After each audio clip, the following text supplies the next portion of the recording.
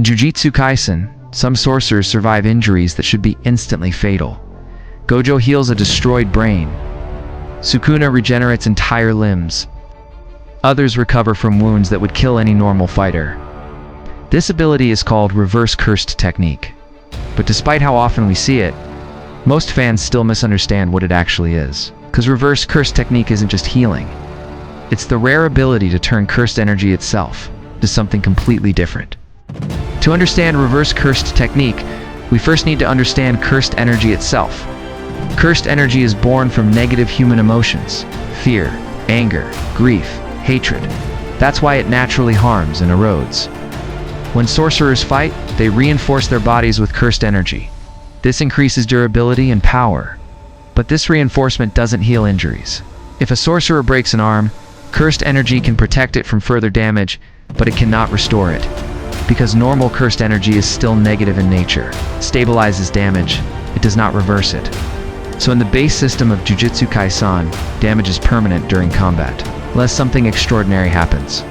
Reverse curse technique is the process of converting negative cursed energy into positive energy. This is done by multiplying cursed energy against itself, negative times negative, creating positive output. And this positive energy behaves differently. Instead of corroding, it restores. Instead of destabilizing, it reconstructs. This is why reverse curse technique can regenerate tissue, repair organs, and restore structural damage. So reverse curse technique is not simply healing with cursed energy, it's a complete transformation of cursed energy's nature.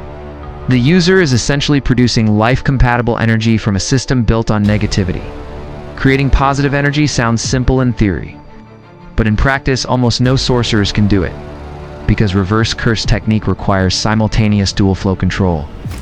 The user must generate cursed energy, split it into two streams, and collide them with perfect balance. If the ratio is off even slightly, the reaction fails.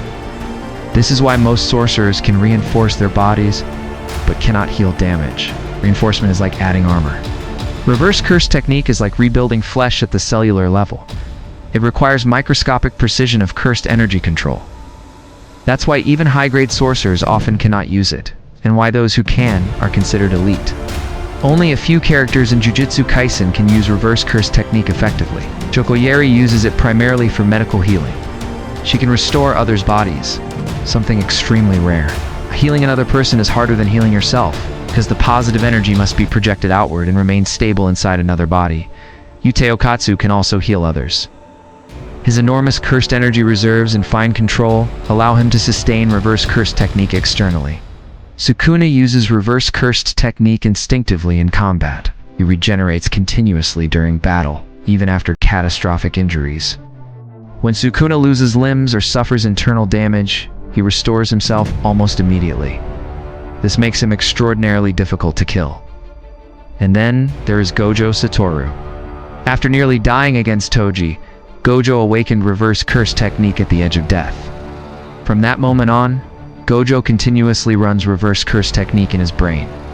This constantly refreshes neural damage caused by limitless and six eyes overload. So Gojo isn't just healing injuries. He is maintaining his own cognition in real time. Without reverse cursed technique, his abilities would destroy his mind. Despite how powerful it appears, reverse cursed technique has strict limits. First, it consumes enormous cursed energy. Only users with massive reserves can sustain it. Second, it requires focus and control. If concentration breaks, healing stops. Third, healing others is exponentially harder than healing yourself. This is why so few characters can act as healers. And finally, reverse curse technique cannot restore everything instantly. Severe structural damage still takes time. Repeated regeneration drains stamina. Even Sukuna and Gojo cannot rely on it endlessly without cost. So reverse cursed technique increases survivability, but does not grant true immortality. Reverse curse technique fundamentally changes battle dynamics in Jujutsu Kaisen. A fighter who can heal can outlast opponents. They can take lethal damage and continue fighting. This forces enemies to escalate force far beyond normal injury thresholds.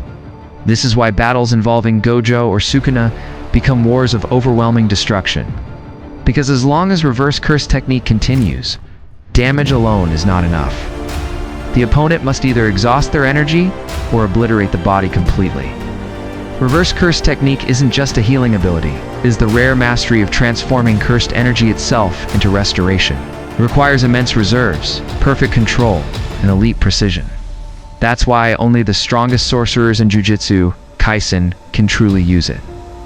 Because in a world powered by negative emotion, only a few can create something positive from it.